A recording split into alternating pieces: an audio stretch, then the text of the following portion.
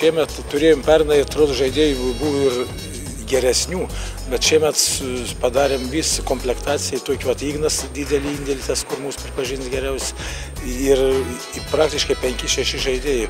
Mūsų dar Slapšinskas iškrito, nes jis ten turėjo tokį traumų širdies ir dabar jis negali, bet jei jis būtų buvęs, tai mes čia būtumėm labai ryškiai atrodė. Vienu žaidėjui trūk gynėjo, nes Stankevičius, tas Deivis, tai vienas į perskudus. O taip, visumoje komplektacija gera, bet vyrai žinojo už ką ir mes buvom mums pasakyti prizinį būtinai paimti. Pogrupį vis apsiruošėm, lyderiai buvom ryškus, jau nereikia mums net play-offų žaisti pirmam rate, nes jau komplektacija nebloga šiemet. Tokie ir vyrukai visi kovės, visi malačiai. Ir galiu pasakyti vieną Navickas sakydavo, supranti, sakau, kaip ta komanda, su kuria žaisim. Sak, jie neblogi yra, bet sak, trenerių neturi. Yra didelis dalykas, kad yra vis tiek yra kažkas, turi valdyti tą visą šitie žaidėjai, kur mes dabar lošim šiandien. Irgi gera, bet kažko jiems trūks, o komandai gera. Ir tu mes susibūrėm tą, čia, kaip sakyti, Navickas žodžiai sako, vot jie trenerių neturi, tai užsienį pralošė. Mūsų tikslai ir buvo subūrus šią komandą Kauno Kolegijos antrą, stengti žaisti finale. Mūsų buvo pagrindinis tikslas patekti finalinį ketvirtą, bet aišku, mes pasiekėm tą tikslą, o kai jau patenki finalą, tai tu duodi visas jėgas ir stengiasi nugalėti.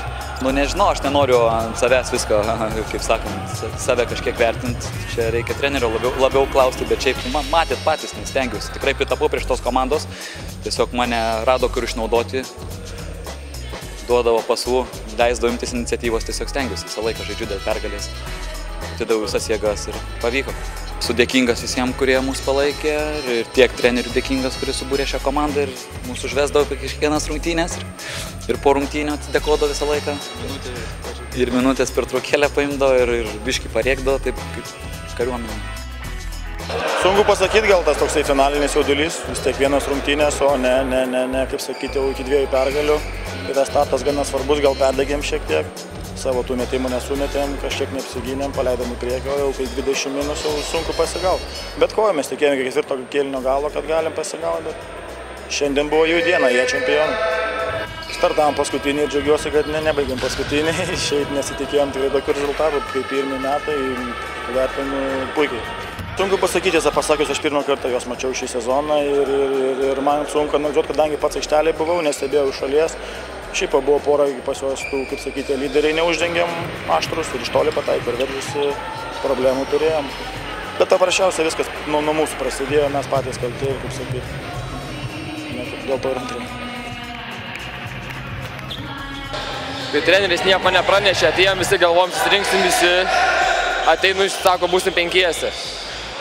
Net apšilimą nėjo normalaus padaryti.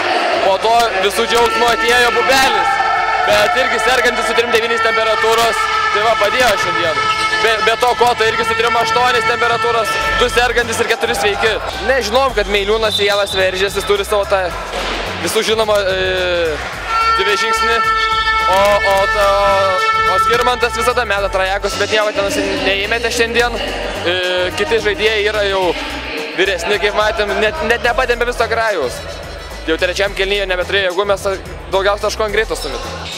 Pirmas varžybas paleidom irgi 4 kėlinyje, pralošėm 5 taškais, po to antras rungtynės pas savęs namuose laimėjom 30, po to vėl paleidom 4 kėlinyje.